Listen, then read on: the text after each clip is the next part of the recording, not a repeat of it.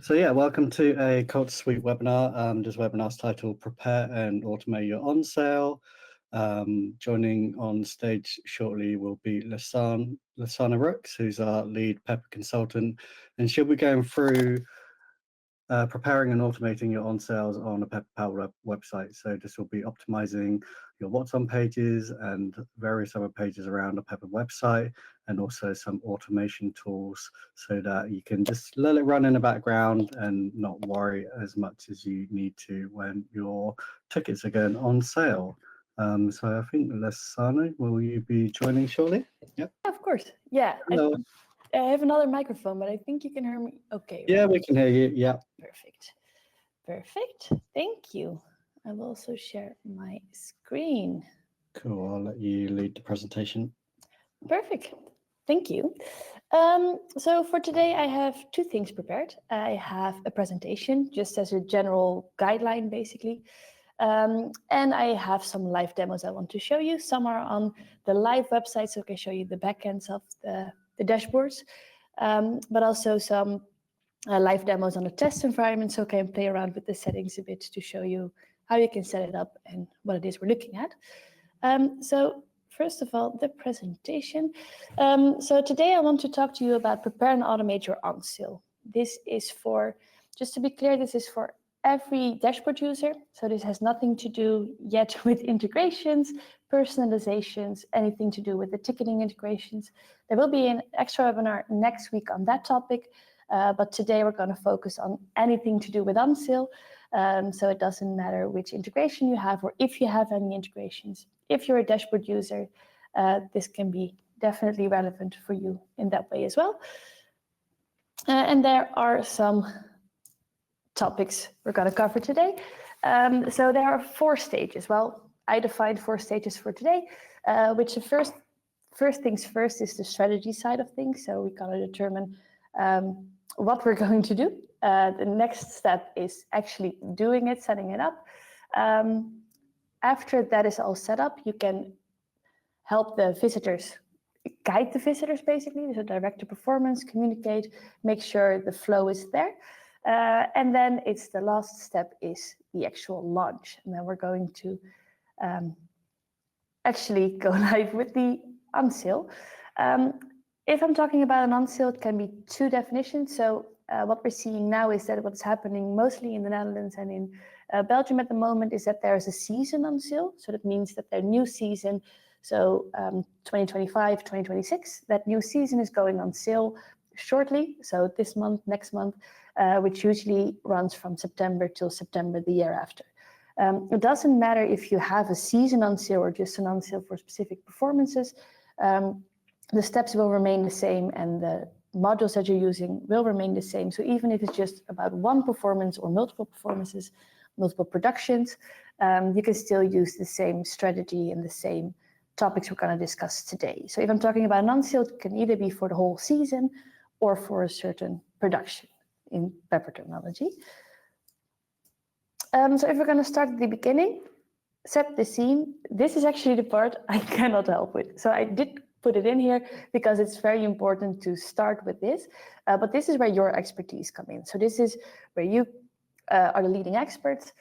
Do use us if you have any questions on the ideas that you have or the strategy that you want to use.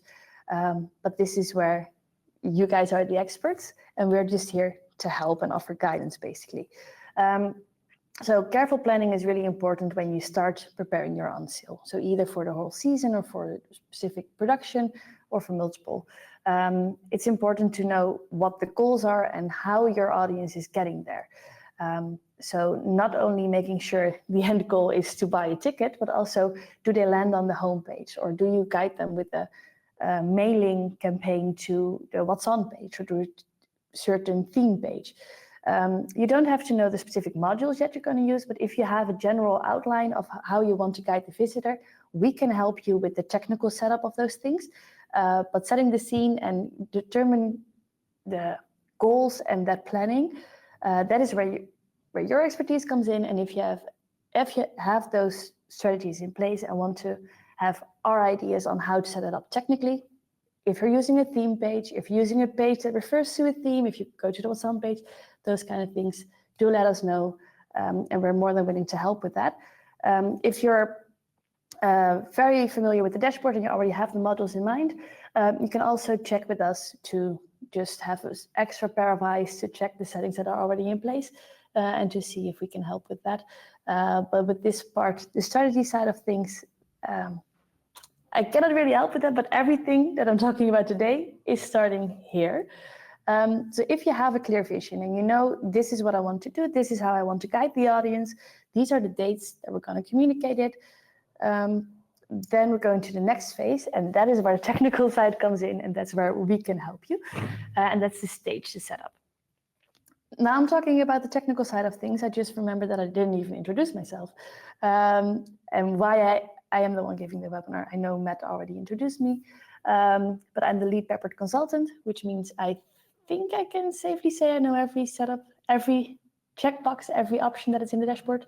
So if there's anything you want to do, just let us know, sending in a ticket, and we're going to help you with everything you want to do, or if it's not possible, with another approach to that, or maybe we can talk to the roadmap team to make sure it happens. So if it comes to setup, you're probably going to end up with a Peppered consultant like myself to help you with that setup. So if we're going to set up your strategy, so you have a strategy in place, you know what you want to do, then we're going to start with the beginning and make sure that all those things are in place.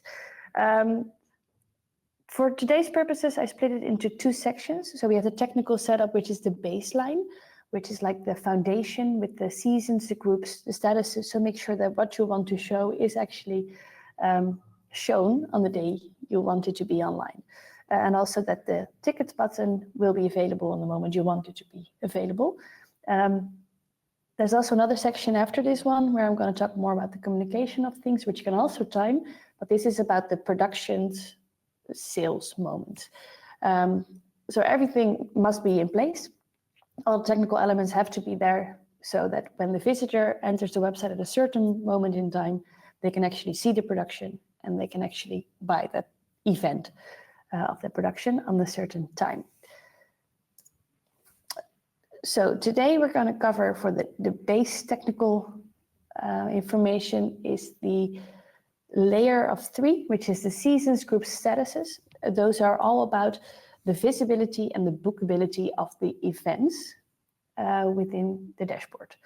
The seasons run for a long time, usually for a year, can even be longer if you don't work with seasons. Like I mentioned in the beginning with the Dutch and the Belgian clients that are now working with the season until from 2025, 2026.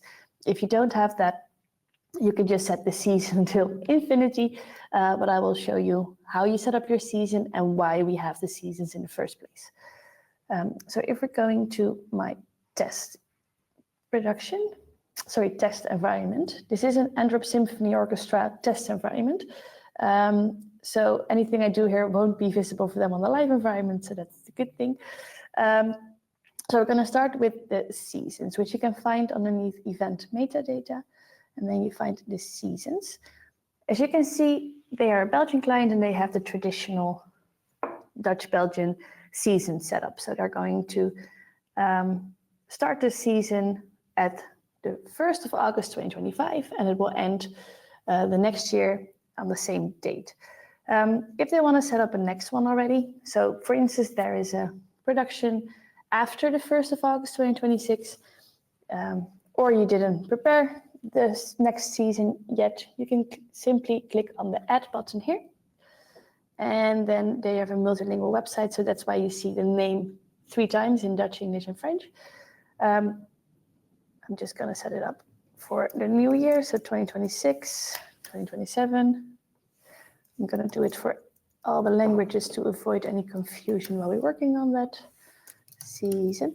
I don't know any French, so let's just keep that to the Dutch one, but the dates are correct. And then the code is just for internal use. If we set the date to the next year as well, and then till 2027, if we set it in a date that is overlapping with the previous season, you will get an error message. So the system doesn't know if there's an event happening on the 1st of August in 2026, if it has to place it in this season or in that season, because there are 2 seasons in place in this at that period of time. So they have to link together, but not overlap, because then the system will not know which season to place the event in. Because the season is very simple in that way. It just looks at the date. If the event is happening between the 1st of August 2025 and 2026, it will put it in this season. Otherwise, it put it in the other season. So it just looks at the date, links it to the season. If we're going to set this to the 1st of, oh, sorry, that's the wrong one. If we set this one to the 1st of September, then you also get an error message because it doesn't connect. So it isn't, there's a month in there where there's no active season. So it means if something is happening between, well, somewhere in August, actually, in 2026, there is no season to show that performance.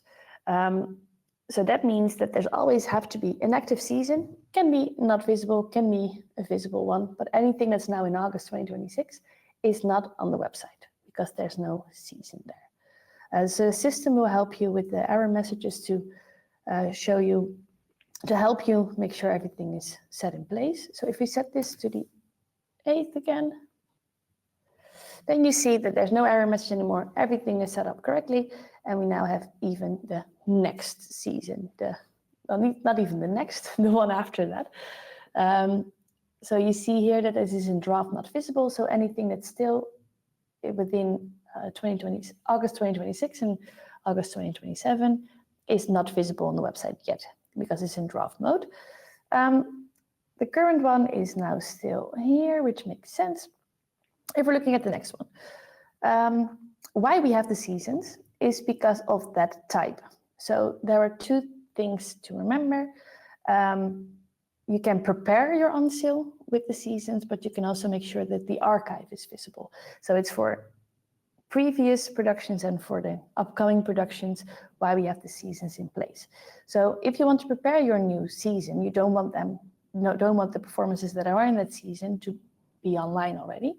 And that's why you have the draft not visible option, like we did for the 2026 version. That's for the new productions that are still coming. And that's why a season could be useful to prepare that. And we have the archive functionality. The archive functionality is for the historical events to be displayed online. So if we go to the control panel and you look for past events, past event, I think. Not past. It is past, but not past events. Show events in the past, probably. Yeah, events in the past. So there are 2 options. You have so I'm now at the system control panel, events and productions. And there you have the show events in the past option and show previous seasons. So show events in the past means that anything that happened before today will be visible on the website. And the show previous seasons means that every production that is also in the archive season will be visible online. Why we have those 2 options separated is because you might want to show anything that's in the current season.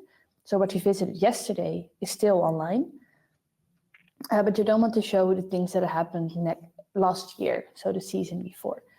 So that's why we have that split. So if we set this to no, that means that anything that was before the current season, so before August, the 1st of August 2024, is no longer visible on the website.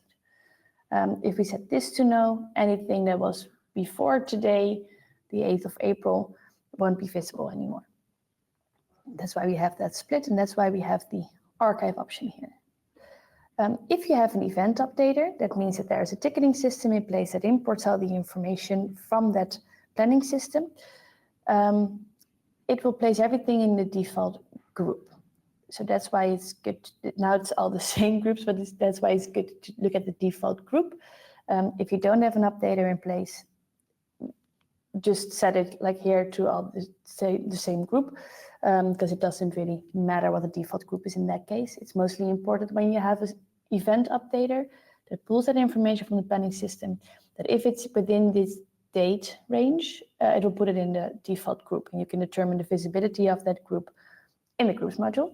So we can go to the groups module in a sec.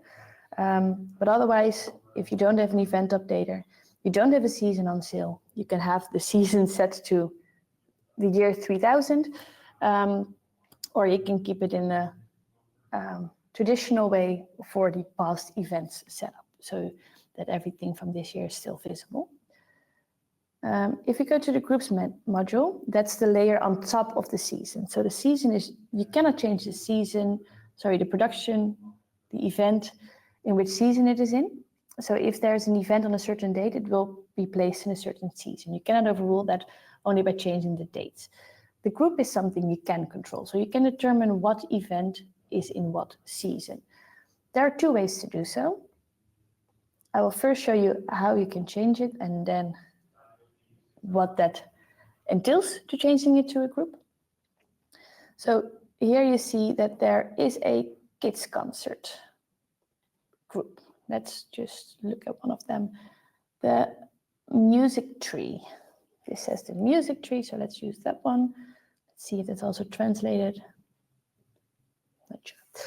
So what we see here is that it's in the group Kid Concert. And underneath you see the visibility date and the tickets become available date. So that corresponds with the group that we see here.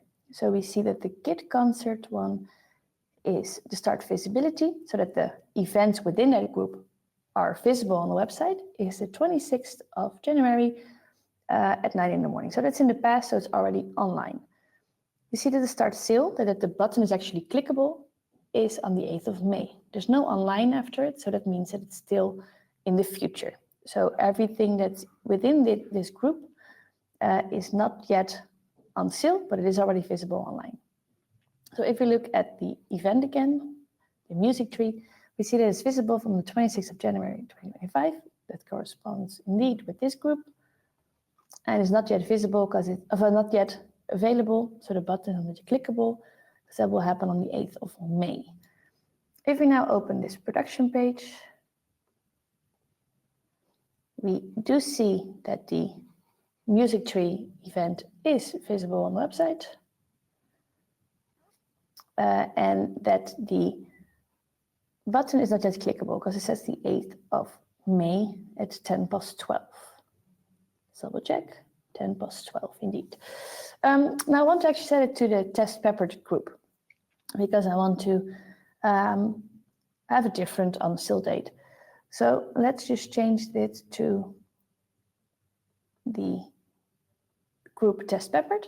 There are two ways to do so. So I'm now in the group. You can search for the production, which means every event that is linked every event that is linked to the production, the music tree is actually in this group. You can also choose that there's only one event that was part of that production. I'm not sure if there actually is more than one event. There is. That only one of the two events is part of that group. Or if you're already on the event on the back end, like you see here, you can also do it on the event level. So I'm now at events or products events, and where you can just say, change it to test peppered, and then you see that the dates are changing straight away, and you can click on save, and now it's part of that test peppered group. So it's only for that specific event. So what we see now is that it disappears from the website. Why does that specific event disappear? That's because the start visibility of my test group, the test peppered one, is in the future. So that is tonight at 8. And then we have the start sale date, which is on the 17th of March. So somewhere next week at 8 in the evening. So these two events of that production, for instance, the one on the 1st of February. Let me see if I still have it open. That's not this one. We need the other event that's part of the production. So that's this one. That one will be indeed available from the 8th of May. So you see that here, the 8th of May. But this one is part of a different group, so it's not yet visible. This one is visible. We can test this by using the time machine. If you're logged into the dashboard, on the right-hand side, you see the P. If you click on that, you have there what we call the special access with the time machine in there. So now I'm at the current time. I'm in the Dutch time zone, so for me, it's 3:20. If I then go to tonight, 8 in the evening, or 10 to 20 past 8, what you see now is that the additional event is available there, and you see that it is now here. So it's also on the 1st of February, but then at 2 in the afternoon, and you see that the tickets are available from the 17th of March, which corresponds with that group indeed. If we then go to the, let's go to the, well, we can go to the 17th actually, because it's 20 past 8. Then you see that for that specific event, the tickets are available. Not yet for this one, because this is on the 8th of May. You see that there's a button now you can click on, and you can actually buy your tickets. That brings us to another layer, which is the statuses. I will recap in a sec, because there are 3 layers, and this is very confusing. That is this status, which is normal in this case, which is visible and bookable. So there are 3 layers in place here. We have the season, so make sure that there is a visible season, which is on either current or next, to make sure that it's visible. So it's this higher level, it's the baseline basically. Then you have the group layer on top of that season. You can have multiple groups over multiple seasons, because you can just say, I want this production and this event to be part of this group, which is the case here. So we have the visibility and the start sale level of the group. And then on top of that, the top layer is the statuses. Every status you can create yourself. So you can just say, I want to have a status which is free admission, or call the box office, or only single seats left, whatever you want to do there. And then you can determine for that specific status if it's visible. So if you use this status, if it's visible on the website, and if it's bookable. So is the button clickable? So it shouldn't be bookable for free admission. Well, it should if you have free admission, where you can actually buy a ticket free of charge. But if you have to call the box office, for instance, and you cannot buy tickets online, it isn't bookable. It's just a status that is displayed, which can also be the case for cancelled, for sold out as well. There are no longer tickets available. And for each status, you can also determine if it's featured on the homepage. So for sold out, you might want to display it on the homepage because it did well, and you want to show that that performance is something that you offered in your theater. But if it's cancelled, you might not want to show it on your homepage. So you can also say, I don't want this status to be displayed on my featured flex grid on the homepage, which specific part. Come back to that later. So you can create the status there. Do make sure when it comes to the season on sale that the events are part of a visible and bookable status. So the group is the other layer that will prevent the event from actually showing online. So what we saw here with the one on the 1st of February 2026, you see is that the status is normal, so it's visible and bookable. But if we go back to the current time, do I still have it open? Yes. If we go back to the current time, the event is not visible. And that is because the group, the layer on top of that, is preventing it from showing. And if we go to the future, so if we go to tomorrow, the event is visible. The status is still bookable, but the group is preventing it from actually showing. So you can use the groups to make sure that all the statuses of all those events that are linked to that group become bookable at exactly the same time. If you set the status of that event to not on sale or anything similar, so this is not the correct one. Let me go back to the other one. So we need the one on 11 in the morning, if I'm correct. No, we need the one at 2 in the afternoon. There we go, 17th of April, yes. Is it the status to cancelled? It is in Dutch in the dashboard, but it says cancelled. it still says cancelled here because there's no bookable status link to it. So what you see is I'm now at the 9th, but if I go back to current time, so to today, it is not visible. Doesn't matter what the status is because the group is not visible, that's overruling that. But the status is cancelled because it's not a bookable status. So it will never be bookable. If you set it to normal, the group is preventing it from showing. So I would recommend using that status, because if you use the not on site one or the cancelled one, the event will never become bookable. Only when you manually change it to normal, it will show up. So in this case, every event that is part of the group will become visible on the 17th of April. 17th of April, just after 8 in the evening. So you don't have to be in the dashboard logged in or do anything. You can time all that content to make sure that everything is set in place. This is pretty complicated. If you have any questions or if you have a setup in place and you just want us to check it to see if everything is ready, do let us know. There are also some shortcuts that can help you with that in the dashboard. So you might have seen me using it already. Some of it I'm doing by default, so sorry if I'm going too fast, do let me know. But you see here the test peppered one. If you click on events, it will filter here on group. So I'm going to the events or products events. That's a shortcut on the dashboard. And it filters everything that's part of that group. And you can just see what the statuses are of those events that are part of the group. You can also do the same with any group and then filter on status, for instance. So you can say, I want to only filter on everything that's available or anything that's unavailable, just to make sure that you can see if everything is set up correctly.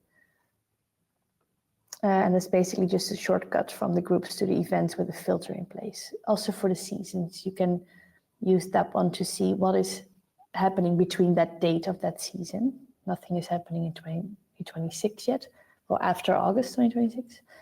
But if I go to 2025, you see that all these events are happening within the group that is called season 2025-2026. If you go back to the baseline, let me just quickly check if there are any questions yet. Not yet. If there are any questions, feel free to just add them in the chat and I will come back to it after each section. So just to recap, we have the seasons, that's your baseline, that's the foundation, which is only based on dates. Then we have the groups, which is a layer on top of that. You can determine the visibility of the events that are part of that group in there. You can time that. The same for the bookability. So if the button is available, yes or no. We have the statuses. That is actually a layer that is protected by the group, but you can determine if an event is visible on the homepage and if it's bookable and visible in itself. And you can create your own statuses. The time machine is used to actually check if all of that information is correctly set up and if everything is there. Also good to know, I'm not sure if you already saw it, but this is a test for version 2.11, which will be rolled out for beta next week and the week after. So it's a little sneak preview. If we go to the normal one, you see the quick set, which is the one you already saw at the groups, is also available for the statuses. So you can bulk edit the status of a production or of events from the status side. You don't have to go to each individual event to change the status. You can do it in bulk here based on the production or based on the event. But if it's about an on-sale moment, make sure everything is bookable and protected with the group level on top of that. If we then go to the next section, this is mainly determined on what is used by the strategy that you have. So the first section that we skipped over mostly because it's your expertise. What is determined there determines this section. So I'm not going into too much detail about how everything individually works, but do know that these are the options. And if you have a strategy in place, let us know and we can help you with the right setup for you. or play around with these options so to see if that will work out for your specific setup.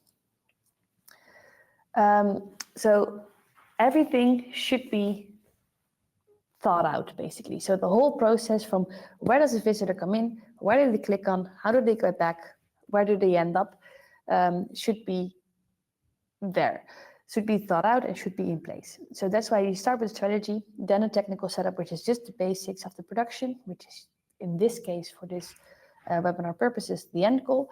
But then we also have the flow to get there. And if the visitor lands on your homepage, there's a different flow in place than when you link your audience to a specific production page, because then they are already at the right place. Just have to click the button at the moment that it's the time to click the button.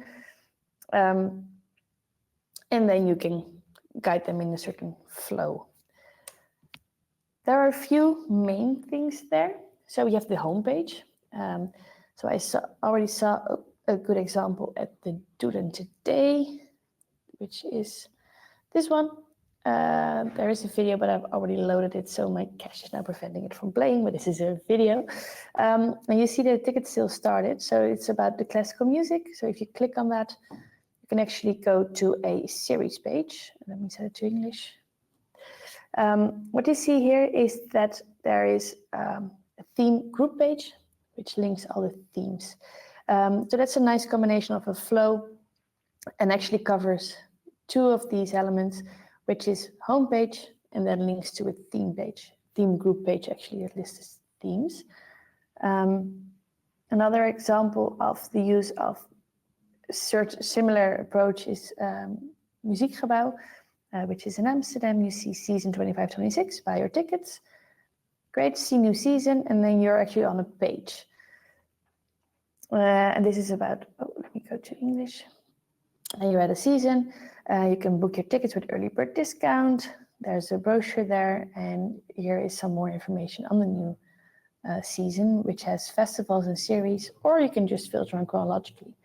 If you click on chronologically, you see that it goes to /agenda, which is their what's on, with the start date from the 29th of August. So their new season starts on the 29th of August. And you see that they actually just link to a pre-filter in the on the What's On page, which you can also use. So you can just link to the What's On page that you already have in place, or you can create a page that is specifically filtered from a certain date. So there are multiple ways, multiple roads that lead to Rome, which makes it more complicated maybe.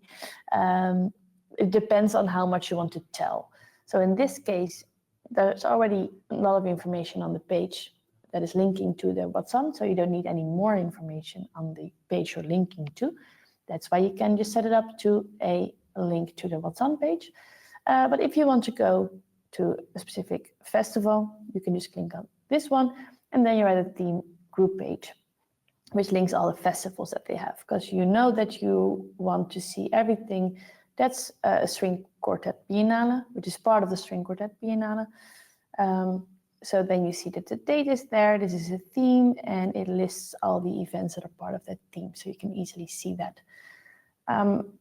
This is actually a combination of multiple things. So in this case, you either end up from the home page to the page, then click on festivals, and then you see everything that's there.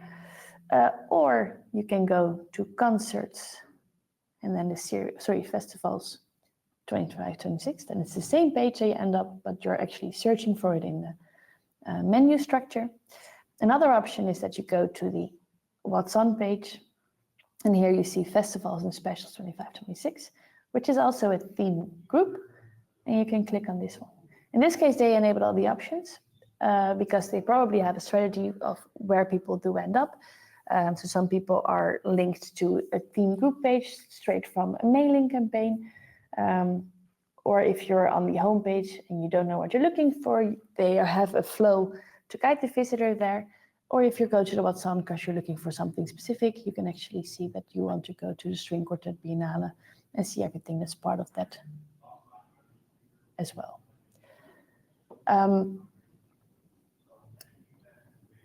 You also have the pages that we saw in the beginning. So this is just a page with, in this case, media gallery that links to something else. But you can also list more news on that page, or actually list event list based on a certain date. So what you, let me see if I have the example ready for that one. I don't think I have that ready, but you can actually create a page where you, let's set it up here. You can go to stories, pages, and there's the option test. Oh, all the languages, of course. Test. And there you can actually see here that there is, I know you cannot see my dropdown, sorry about that, it's a browser dropdown, but there's an option to show an event list or an event via themes, so it will list the theme. The advantage of having a page instead of a theme page is that you can have more flexibility with the different parts here, so you can have the media gallery or other options in place, while a theme page is easy to use because it's already a template basically, so it has the default parts there. So it depends on how many people are working on it, if you want to have a template with limited options, or if you want to have all the flexibility and creativity to set it up on a page. But the concept is basically similar. It's grouping together events via themes. When we're on the page level, the advantage there as well is that you have the visibility options. Basically similar to the groups that we have for the productions that we just displayed. The visibility on the page level can be set to yes, visible, not visible, which is useful when you're preparing everything for the new season or new content, or advanced. You can time that visibility of the page. So let's say tonight at 8, because that's when the new season will launch, or you can actually do it at 7, so everyone has an hour to read up on the new season before they can actually see the productions that are linked to it. And there's a visibility end date. If you leave it blank, it will be visible until eternity, but maybe there's a campaign that will end at a certain day. And you have the allow indexing option, so the search engines and the website search results actually show this page as well. So when I save this one, there's nothing on that page, but all the content will be displayed from tonight at 7 onwards. Another option is to do that on the part level. So you can also have everything that is part of that season already set up here on the page, and the page is actually already visible. So it's visible page. There is some description there, which is visible, which I'm just going to move to the top, where I say new season information. So all of that is already set up there, and it's all visible. And then you have an event list. Let's do the one based on themes, because it's the easiest one to show for this example. I'm going to delete this one. Then we have the events via themes, and we're going to say I want to show everything from the, is the kid concerts a theme? Yeah, that's good. From the 2 o'clock one, we're going to save it. And then you have the visibility here also on part level. So you can say I want this part to actually be visible from tonight onwards.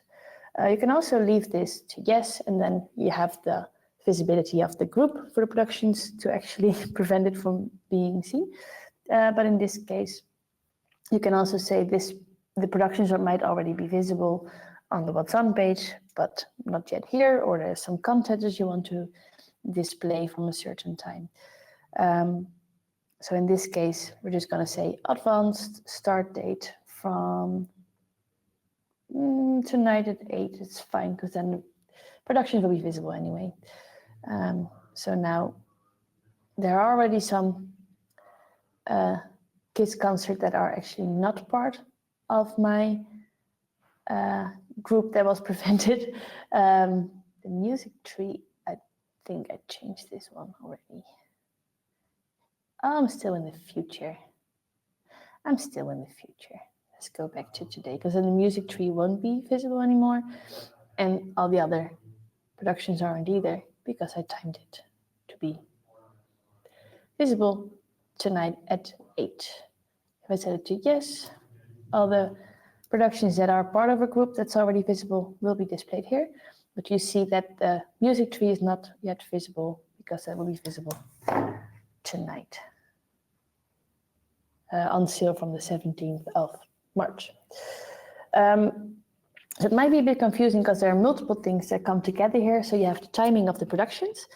So when does the production with the events that are part of that, when does that become visible? When does my content become visible? So for the pages and the parts on that page.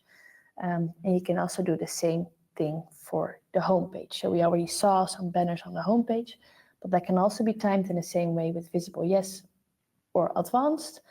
So the start date is in this case the 21st of April. So this one isn't actually visible yet. So it's a good one to show you actually. So then we're going to the 21st of April. What time? The 12 in the afternoon. So we should be good. Then we see a different production on the showcase banner. So you can actually time the showcase banner as well. So everything can be prepared.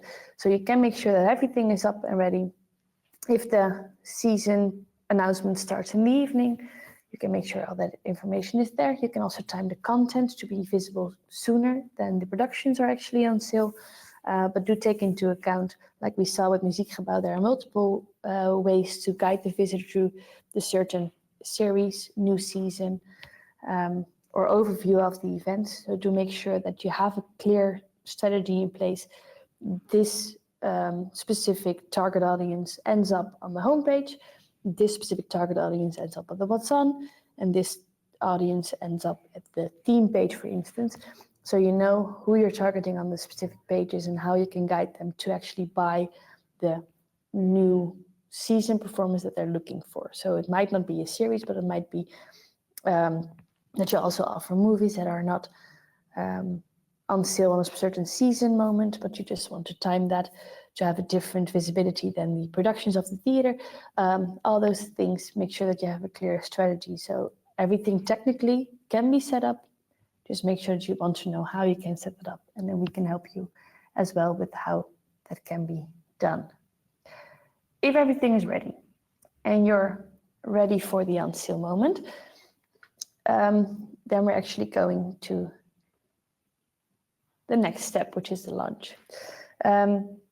On the audience experience, I know that this is something that I covered only very briefly, and that is because it depends on the strategy. So if there are any questions, what I forgot to mention is that you can also find the different manuals in the dashboard. So if you look at the showcase banner, you see module menu here, and it brings you to a community where you can find the module manual there. And if you go to the community page, you can just search what you're looking for.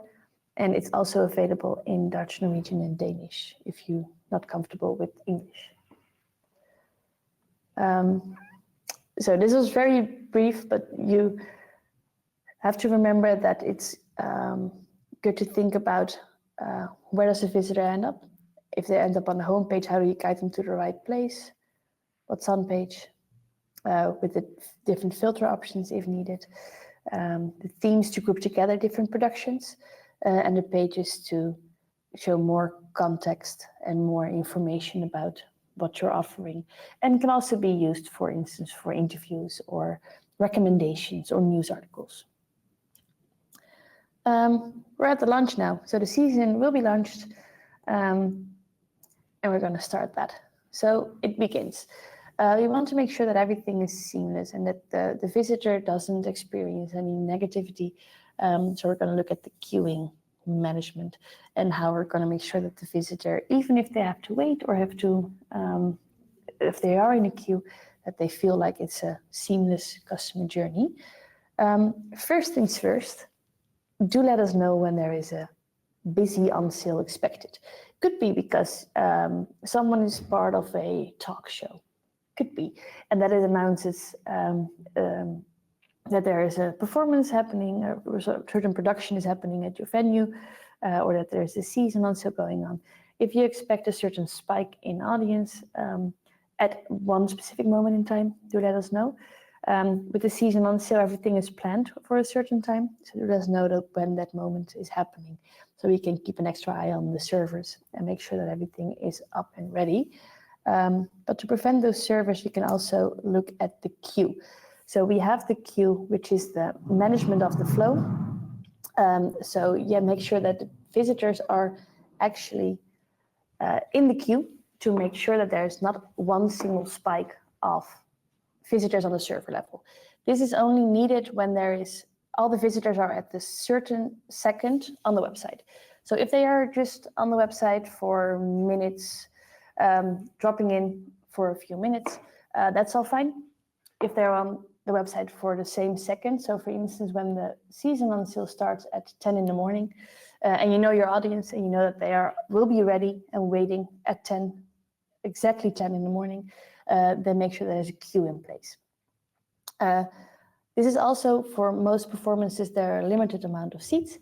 If the visitors are all trying to buy tickets and you have 1,000 people in the queue who want to buy most of the time 2 tickets for 500 seats, they will always click on buy tickets and they will never able to buy them because it's already sold out, or other people are actually trying to buy those tickets of the in the same seat map. So make sure that when that is happening, that there's a queue in place, because it's easier for a visitor, or it's a nicer experience to wait in the queue, where you can say the season on sale will start, than to actually click on the seats and you will always get the message, the seat is already gone, the seat is already gone, change your seat, the seat is already gone. So make sure that you manage your audience, but also make sure that the server doesn't get like a single second spike that can cause some issues on the server level there. You can control it yourself in the queuing module. So if you look at the Android Symphony example again, do I still have the dashboard open? I do. So we have the queuing here. You have the maximum concurrent sessions, and you can change it to any number you like. So if we set it to 500, there are 500 people allowed on the website. What you don't see here, because it's a test environment, is the graph with how many people are on the website. Let's see, do I have a dashboard open? No, let's go to the muziekgebouw, because I used it a couple of times as an example. Let's see how many people are on the website. We see now that there are 89 people. There were 209 a bit earlier on. And you see that everyone comes and goes here, and that the maximum concurrent sessions are at 800. If there's an on sale, what we would recommend is setting it to 0. Start at 0 and then cumulatively raise the queue. So that means that if you're on the website, you will see a notice in queue which says, welcome to the on sale of the new season or of performance X. And then make sure that the system arranges everyone to drop in to the website. So in this case, you can see that I changed it to 0. I changed it from 1,000 to 1 first and up it, and then close it to 0 again. And then after that, everyone comes in, you can see that how many people are in the queue, and then you're just gonna raise it. So start with 50, see the amount of visitors, of orders coming in. If all goes well, change it to 100. If all goes well, we're gonna change it cumulatively. So we're gonna change it to 250 in this case. Now we're already at 250, 2 tickets each, so it goes nice and well. Oh, sorry, 500 then after that. And we're almost there, and then we're at 1,000.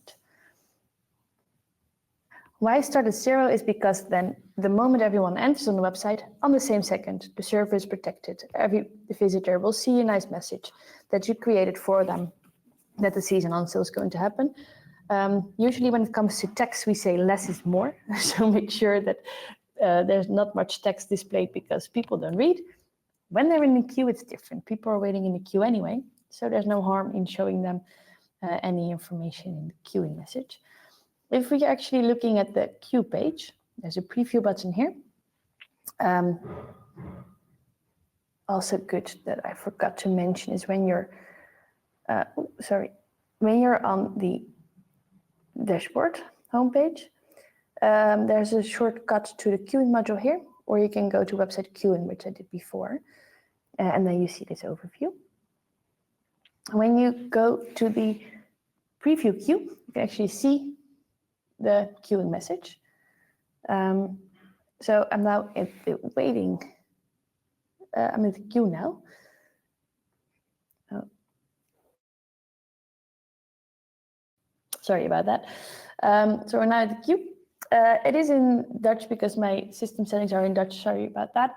But it says that I'm in the queue and I'm number 666 of 999. So that means there are 999 people in the queue, but I'm in position 666. And it says that I have to leave the screen open, that I will be in when I'm first in line. This is the general message. You can change the general message by searching for that text in, I think you can now guess it, the template text. So system template text, when I paste the message there in whatever language your website is in, you can find the text there and you can actually search for it. When you want to change the message that I placed here, that's actually a message that is specifically for the waiting list, for the queue that is now in place.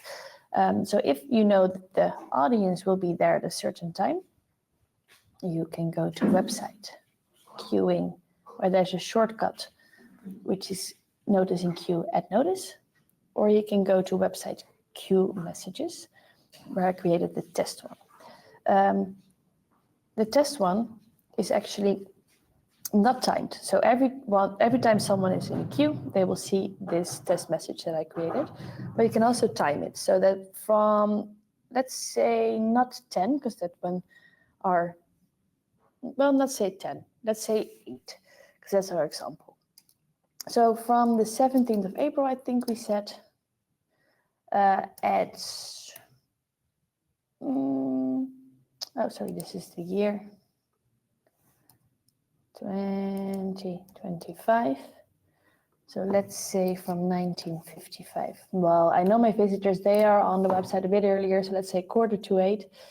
And it's only for that day, so let's just say that it will end on 11 in the evening. Then all should be good. So now when I refresh the queuing, the force queue, so to actually see the queue that's there, the message is gone. But if I go back to today, at 1 in the midnight, I will see the message here with the time there as well. Because I now added a time, it will be displayed there. And also you can add more queuing messages. So another message. Hello. And I will time this one for today. April already. At 1 in the 1 at night. No end time, that's all good. Let's save it. And then the other message will show up as well. This one is underneath because it's actually earlier than that one, because it's like news. So the latest article is shown on top. So if I set this to 2 in the morning, which is after 1:45, this one will show up. So you can actually send multiple messages to your visitors there, but this is generic one. So for each on sale, you can also prepare the actual message that they're seeing for that specific on sale instead of the general one. The general one will always kick in to make sure that if there is an unexpected queue, that your visitors still see a message there. If you don't want to start at 0, that's also fine, but do make sure that you start with a low number to make sure that you can actually manage your on sale and see that the visitors are actually booking their tickets. And like I mentioned before, to also make sure that they don't end up clicking on a seat map, especially for the seated performances, that they don't end up on a seat map where they click on seats where someone else is actually buying the same seats, because it's more frustrating to see in a queuing message where you're just like, welcome to our on sale, and you can actually personalize the message for your specific audience as well. And I think that's what I wanted to tell about the queue. Also good to know is that when you're a dashboard user, you might want to check something on your website. But when there is a queue in place, I don't have access to my own website. Then you can use the enable queue bypass. And that will allow you to access the website, even though there is a queue in place. So you can always see the content that's there and always make sure that you can show the website and change anything you want to change there. This is the end slide. I will check if there are any questions so far. No questions. So I hope everything was very clear in that case. That is why there are no questions. If there's anything that you feel like is different than what I showed you today because you have a different strategy in place, or if you struggle with the groups or anything else, do let us know. We're more than willing to help. And I already mentioned it briefly at the beginning, but next week there's also a session about the personalization. So we're going to talk more about the segmentation for integrated theaters, because we need to recognize the visitor. So that is for the visitors that are recognized. I see Matt joined as well, so that means that we're at the end. Thank you, Lasana. That was great to go through that and learn a bit more about that. I actually uploaded one handout, which we shared recently on our LinkedIn channels. I'll share again here. And it's a screenshot from Cobb Live's on sale, which they did last week with Chris Brown and Lady Gaga tickets. Both of them within like 2 hours of each other. One was at like 10 a.m., one was at 12, which is yeah, it's a challenge for, I think, both people at Cobb Live and for us. But you'll see on the handout that the way they used the message on the queue page was actually they directed people to the Ticketmaster ticket box office for those tickets, which is what we say a lot of the times when it comes to on-sale messaging, right, Lasana, which is about communication. If you can, it's not just about putting a queue on the website to protect the site, but if you can direct your visitors exactly where they want to go, and obviously they're in the queue to get tickets, so by directing them there, that proved to be really successful for Cobb Live. So you can see that as an example. Yeah, definitely. And it will also help the other visitors on the website that are not necessarily looking for Chris Brown and Lady Gaga, that the website is open again quicker, because everyone is looking for Lady Gaga or Chris Brown is redirected to the actual queuing page. And then the queue on the website will be gone quickly. So if you come back 5 minutes later, the queue is already gone and you can buy tickets for the other performers you're looking for. Yeah, that's true. I think I seem to remember the Cobb Live website was basically, the queue was basically gone within like an hour of the Lady Gaga one. Quicker even. Yeah, we were monitoring it and it was gone before we even rejected it. Which is big on sale, but that's the power of messaging really and clear communication. So that was great. And then I guess before we go, just a couple of things to share. In case anyone needs help. So I just popped up a message on the screen that, as Lasana mentioned, if anyone needs help with setup for on sale, then you just get in touch with the Cult Suite team on the service portal, right? It's the best way to get in touch. Yeah, correct. Yeah. And otherwise, other than that, we're always putting out events and webinars. So yeah, if you want to, as Lasana said, we got a webinar next week on personalizing your on-sale journey.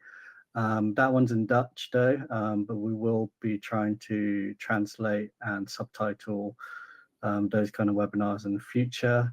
And on our website, on the events and webinar page, that's where you can keep up to date with all the latest events and webinars that we'll be doing. So we'll be trying to do them on regularly throughout every month, because we just want to try and share resources and knowledge all the time, really. So that's the best place to keep an eye out. Otherwise, we always share it in all our usual community channels as well. So it's just a community newsletter. Yeah, I think with preparing this webinar, I realized that the next one will probably be after personalization and after the on sale period is done. That is more about the sharing the message, basically the pages, and because I know today I rushed through it a bit, so we're going to probably go and focus on that part as well. Yeah, brilliant. Well, that's great. Okay then. Yeah, that concludes this webinar. And yeah, until next time, we'll see you then. Bye. All right, thank you. Bye.